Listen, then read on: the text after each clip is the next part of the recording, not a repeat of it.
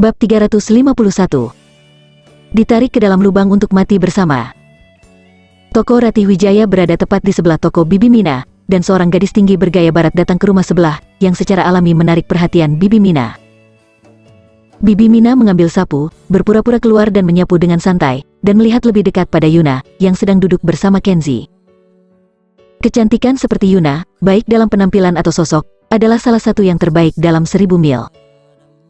Dia dilahirkan dengan wajah halus dan mewah, ditambah sosok super bagus yang dipelihara dengan olahraga teratur.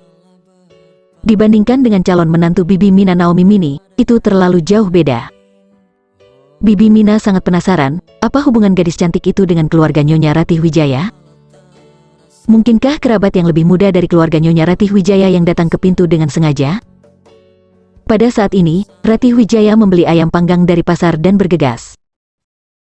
Bibi Mina bergegas untuk mencegatnya dan berkata dengan mata terbelalak, "Nyonya Ratih Wijaya, ada tamu di rumahmu, gadis itu adalah keluargamu?" Ratih Wijaya berseri-seri dengan gembira, namanya Yuna, dia bekerja di kantor polisi, dia seorang polisi wanita. Ngomong-ngomong, bagaimana menurutmu tentang gadis ini, apakah dia terlihat baik? Bibi Mina mengangguk berulang kali dan memuji otentik, tampang, cantik bahkan lebih cantik daripada Naomi Mini keluargaku. Yang paling langka adalah dia adalah kader negara yang serius yang makan makanan negara, tidak hanya modis tetapi juga bermutu tinggi. Bibi Mina menambahkan, Nyonya Ratih Wijaya, kerabat macam apa dia di keluargamu, berapa umurnya, dan apakah dia mencari seseorang pria? Anak kedua saya bekerja di sebuah perusahaan transportasi mobil. Mungkin seorang polisi wanita seperti dia akan menyukai kondisi keluargaku. Sebelum dia menyadarinya, Bibi Mina mulai berpikir dengan hati-hati dan ingin memperkenalkan petugas polisi cantik dan modis ini kepada putra keduanya. Ketika Ratih Wijaya mendengar ini, dia tertawa sangat bahagia. Saudari Mina, aku benar-benar minta maaf. Saya tidak bisa membuat perkenalan ini, karena dia bukan saudara saya, dia sengaja datang ke anak saya, dia pacar anak saya. Hah? Apakah dia pacar anakmu? Bukankah dia baru saja bercerai dan belum punya pacar? Bibi Mina terkejut, dia tidak menyangka putra Nyonya Ratih Wijaya, Kenzi, tiba-tiba memiliki pacar kelas atas. Untuk sementara, Bibi Mina sangat iri dan tertekan. Dia iri pada Ratih Wijaya karena memiliki menantu perempuan kelas atas, tapi yang menyedihkan adalah semua orang adalah tetangga dengan bisnis kecil. Mengapa Ratih Wijaya begitu beruntung, pacarnya juga lebih kuat dari keluarganya. Di sisi lain, Ratih Wijaya dalam suasana hati yang bahagia, belum lagi betapa bahagianya dia. Setelah makan siang, Yuna merasa sangat puas dengan sambutan hangat Ratih Wijaya.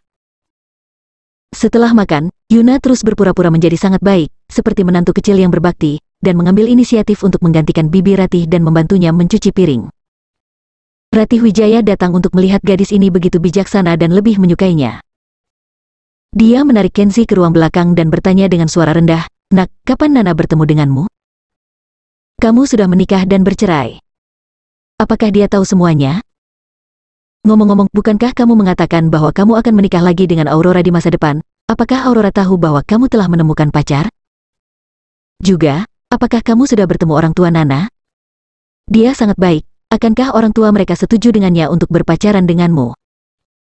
Setelah ibunya bertanya begitu banyak sekaligus, Kenzi sedikit tercengang, tidak tahu pertanyaan mana yang harus dijawab terlebih dahulu. Tidak ada cara lain, Kenzi hanya bisa asal-asalan beberapa kata, lalu membuat alasan, dan buru-buru menyeret Yuna pergi. Jika dia tidak menarik Yuna lagi, dia khawatir itu akan semakin berantakan. Setelah keduanya pergi, Kenzi hanya sempat bertanya, apa alasan Yuna datang untuk menemuinya secara khusus hari ini. Yuna menjadi pacar Kenzi di depan Ratih Wijaya sekarang, dan dia menikmati perawatan kelas atas dari ibunya yang sangat dia hargai. Yuna memandang Kenzi yang sedang mengemudi dan berkata langsung, "Aku baru saja muncul sebagai pacarmu untuk membantumu menyingkir di depan ibumu. Harusnya kamu membalasku." Merasa kepalanya besar, Yuna tiba-tiba mengatakan hal seperti itu, dan dia merasakan rutinitas yang penuh. "Katakan saja secara langsung, apa masalahnya, kamu perlu aku bertindak apa untukmu?" Sebenarnya, itu tidak terlalu merepotkan, yaitu, ibuku berkata, Yuna tersipu dan berkata, ibuku mengatakan bahwa kita dua akan berbicara satu sama lain. Sudah lama, dan menurut rencana waktu yang dia berikan kepada kita berdua sebelumnya, saatnya untuk mengatur pertemuan antara orang tua dan berbicara tentang pertunangan. Kenzi merasa sakit kepala, menginjak rem, dan kemudian terdiam untuk waktu yang lama. Benar saja, dia tahu bahwa Yuna tiba-tiba datang untuk menemukannya, dan tidak ada hal baik yang akan terjadi. Pertunangan, apa yang harus dibicarakan? Dari awal hingga akhir, mereka berpura-pura menjadi pacar, dan pertemuan orang tua macam apa itu? Bukankah ini drama yang tidak bisa dimainkan? Yuna dengan malu berkata, Kenzi, apa yang harus saya lakukan sekarang? Kamu tahu gaya kuat ibuku, aku tidak tahan lagi, jadi aku datang kepadamu. Jika terus begini, tidak akan ada cara untuk hidup di masa depan. Kenzi berpikir sejenak, dan berkata dengan singkat, katakan saja langsung, suatu hari, saya tiba-tiba bertengkar dengan Kenzi, dan kemudian saya menendangnya, dan sejak itu, saya tidak lagi berhubungan satu sama lain. Yuna membenci giginya dan berkata, apa yang kamu lakukan, membujuk seorang anak kecil? Aku memperingatkanmu, jangan mencoba untuk menyingkir, meninggalkan aku sendiri dan lari dari tanggung jawab untukku. Kenzi bertanya-tanya. Persetan, Nana, apakah kamu benar? Dari awal hingga akhir, kamu memaksaku untuk berpura-pura menjadi pacarmu. Selama seluruh proses, aku selalu bertanggung jawab atas dirimu. Sekarang setelah kamu jatuh ke dalam lubang dan tidak bisa keluar, tidak mungkin menarikku ke dalam lubang untuk mati bersamamu, kan? Mendengar ini, Yuna terkejut sangat marah sehingga dia ingin berada di dalam mobil untuk melawannya. Dia menunjuk ke ujung hidung Kenzi dan mengancam, jangan beri aku kata yang sulit, bisakah kamu membantuku? Kenzi tidak tergerak, menggelengkan kepalanya dan berkata, aku tidak bisa membantu. Jika aku bertindak sendiri, saya akan membantu Anda. Tapi sekarang, saya tidak dapat membantu Anda karena melibatkan pertemuan orang tua. Yuna berkata dengan dingin, itu bagus. Jika itu masalahnya, mari kita buat masalah besar. Aku akan kembali dan temukan ibumu sekarang. Pokoknya, dia menganggapku sebagai menantu perempuan, aku akan menuntutnya sekarang. Kedua belah pihak ingin bertemu dengan orang tua, tetapi Kenzi tidak menginginkannya, dia ingin mencampakkanku. Kata Yuna sambil mendorong pintu dan turun dari mobil. Kenzi segera kehilangan kesabaran, dan buru-buru meraihnya, dan berkata dengan sangat kesakitan, jangan pergi, jangan impulsif. Saya tiba-tiba merasa bahwa ada lebih banyak solusi daripada kesulitan, lebih baik tenang dulu, biarkan aku memikirkannya dulu. Lihat pria ini jadi lembut, Yuna mendengus, akhirnya merasa nyaman.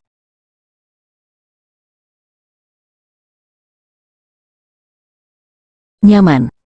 Bab 352. Undang bintang wanita untuk bepergian. Faktanya, Kenzi tidak memiliki solusi yang baik untuk masalah Yuna saat ini. Keluarga Yuna ingin orang tua dari kedua belah pihak bertemu dan membahas masalah pertunangan. Kenzi tidak dapat melakukan hal seperti itu sendirian. Dia bisa membawa ibunya dan dapat menyelesaikan masalah ini. Tetapi jika ibu Kenzi benar-benar ingin berbicara dengan orang tua Yuna tentang pertunangan, bukankah hubungan cinta palsu antara Kenzi dan Yuna akan menjadi nyata? Kenzi sakit kepala ketika memikirkan masalah ini. Hal yang baik adalah bahwa ibu Yuna baru saja menyatakan sikapnya dan ingin bertemu orang tua Kenzi secara resmi, tetapi tidak mengatakan waktu untuk pertemuan resmi. Kenzi mengadopsi taktik penundaan untuk membiarkan Yuna menstabilkan ibunya terlebih dahulu. Orang tua dari pria sangat senang bertemu dengan orang tua wanita itu. Setelah festival musim panen, mereka akan menemukan hari istirahat ketika kedua belah pihak bebas, dan mengundang orang tua wanita itu untuk mengunjungi Wakanda untuk membahas masalah pernikahan antara kedua pria dan wanita. Tentu saja, Kenzi punya alasan untuk pengaturan ini. Hari berziarah makam, setiap orang harus memberi penghormatan kepada keluarga dan menziarahi makam. Dan masih ada waktu sebelum festival musim panen. Kenzi punya cukup waktu untuk memikirkan cara lain untuk menghadapinya. Tidak peduli seberapa buruknya, dia bisa berbicara dengan ibunya dengan serius, dan membuat adegan palsu ini menjadi kenyataan yang asli. Bertunangan berarti bertunangan. Lagi pula, bertunangan bukan berarti harus menikah. Masih ada ruang untuk bermanuver antara dia dan Yuna. Kenzi membuat pengaturan ini, dan Yuna berhenti berdebat dengannya. Dia membuat panggilan telepon ke ibunya, dan seperti yang diharapkan ibu Yuna, dia mengetahui bahwa putrinya telah pergi menemui ibu Kenzi, dan bahwa orang tua suaminya telah memasukkan pertemuan itu ke dalam agenda. Ibu Yuna dengan mudah menerimanya dan hanya menunggu. Setelah festival musim panen, orang tua pria itu akan mengirim undangan. Setelah menekan masalah ini, Kenzi kembali ke kota dan terus menjadi pengemudi yang baik dan kompeten di sisi Maya Gunawan. Selama beberapa hari, Maya Gunawan ingin mencari kesempatan untuk mendekati Kenzi. Sayangnya, bagaimanapun, dia adalah bintang wanita. Dia memiliki terlalu banyak pekerjaan dan banyak wartawan memperhatikan gerakannya. Dan Kenzie mengerti bahwa jika ada skandal, bintang wanita seperti Maya akan berdampak besar, jadi Kenzie berinisiatif untuk menjaga jarak dari Maya Gunawan sebagai hubungan antara bos dan bawahan. Kenzie melakukan ini, yang membuat Maya Gunawan semakin gelisah. Dia tahu bahwa Kenzie pasti tahu kasih sayangnya pada Kenzie, tapi yang dia tidak tahu adalah apakah Kenzie juga peduli padanya. Pagi ini, Morgan Bliss, yang mengejar Maya Gunawan, mulai mengubah caranya menjadi sopan lagi. Morgan Bliss secara khusus memanggil beberapa eksekutif perusahaan untuk datang ke hotel tempat Maya Gunawan menginap, dan mengadakan simposium tentang kerjasama antara kedua pihak untuk syuting film promosi. Pada akhirnya, Morgan Bliss tersenyum dan berkata, "Nona Maya, mengenai latar belakang syuting film promosi, saya pikir pemandangan gunung mata air panas di utara kota Wakanda bagus. Jika Anda bebas hari ini, saya ingin mengundang Anda untuk mengunjungi gunung mata air panas. Pilih lokasi dengan pemandangan yang cocok sebagai lokasi kedua belah pihak untuk bekerja sama dalam pembuatan film." Semua orang tahu ini, Morgan Bliss ingin menggunakan dalih pekerjaan untuk mengundang Maya Gunawan ke melakukan perjalanan di pegunungan dan perairan, dan mengembangkan lebih lanjut pengejaran cintanya atas Maya. Beberapa staf yang hadir semuanya tersenyum dan bergema, "Tuan Bliss, kami tidak mengerti pembingkaian luar ruangan semacam ini, jadi Anda perlu khawatir tentang hal itu."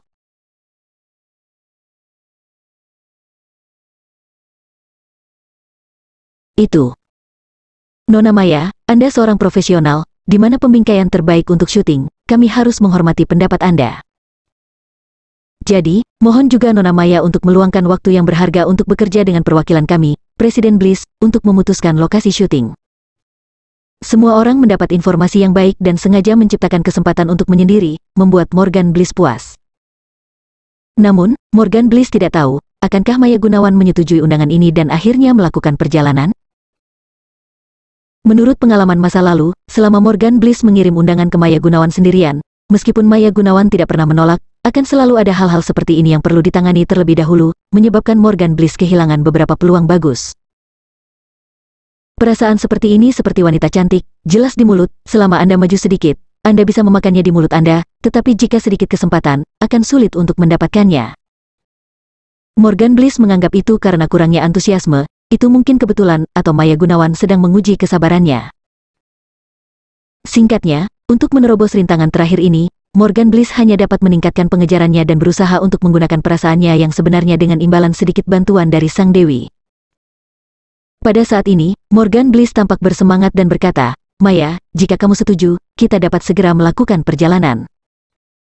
Cuacanya bagus hari ini, dan ada beberapa turis di sana, yang sangat cocok untuk tempat figur publik sepertimu bepergian. Saya sangat berharap dapat menemani Anda berjalan-jalan dalam cuaca yang begitu baik." Setelah mengatakan itu, Maya Gunawan terdiam, hanya menyeruput kopi. Morgan Bliss merasa malu tanpa alasan, dan merasa bahwa dia masih tidak bisa sukses dengan cepat kali ini. Jadi dia mengubah kata-katanya dengan malu, "Jika Anda memiliki pekerjaan lain untuk diprioritaskan, itu tidak masalah. Kita bisa membuat janji besok, lusa, atau lain waktu, aku bisa pergi kapan saja." Sambil mengatakan ini, Morgan Bliss sebenarnya telah mundur di dalam hatinya. Dia bisa melihat bahwa Maya Gunawan jelas-jelas sedang berpikir berulang-ulang, dan dia tidak tahu apa yang dia pikirkan. Tepat ketika Morgan Bliss sedikit kecewa, Maya Gunawan mengangkat kepalanya dan tersenyum. "Kakak senior, mari kita lakukan hari ini. Aku akan membiarkan agenku, Wan David, menangani konferensi pers atas namaku. Kamu kembali ke perusahaan dulu, aku akan berkemas, lalu aku akan menjemputmu, gunakan saja mobilku." Mendengar ini, Morgan Bliss sangat gembira dan suasana hatinya melonjak. Arti Maya Gunawan sudah jelas. Dia berjanji untuk pergi ke gunung sumber air panas sendirian dengan dirinya sendiri. Sikap seperti itu telah menyatakan, baik secara eksplisit maupun implisit, bahwa dia sebenarnya bersedia menerima pengejaran cintanya. "Hehe, bagus, bagus. Kalau begitu aku akan menunggumu di perusahaan, sampai jumpa lagi." Morgan Bliss tersenyum, bangkit dan berjabat tangan dengan Wan David dan yang lainnya, lalu pergi dengan beberapa bawahan. Ketika dia keluar dari lift, dia kebetulan bertemu Kenzie. Morgan Bliss tidak melihat Kenzie selama beberapa hari. Sekarang, melihat Kenzie sebagai sahabat karib di samping Maya Gunawan, citranya tampaknya telah meningkat pesat. Mengenakan setelan high-end yang sama dengan Wan David dan yang lainnya, gaya rambutnya juga disisir, dibandingkan dengan gambar kura-kura asli sebelumnya, pria ini jauh lebih modis. Morgan Bliss tidak senang, berjalan langsung di depan Kenzie, dan berkata dengan arogan, "Kenzie, ingat identitas Anda hanya mengemudi sementara di tim Nona Maya, dan Anda pada dasarnya adalah karyawan saya. Ya. Anda harus pergi kembali ke perusahaan lebih sering dan laporkan kepada Presiden. Jangan lupa siapa Anda hanya karena Anda adalah pengemudi kecil di tim Nona Maya. Anda harus mengerti bahwa saya Morgan Bliss, adalah bos langsung Anda. Dan Anda akan selalu menjadi orang yang kurang berprestasi di bawah komando saya."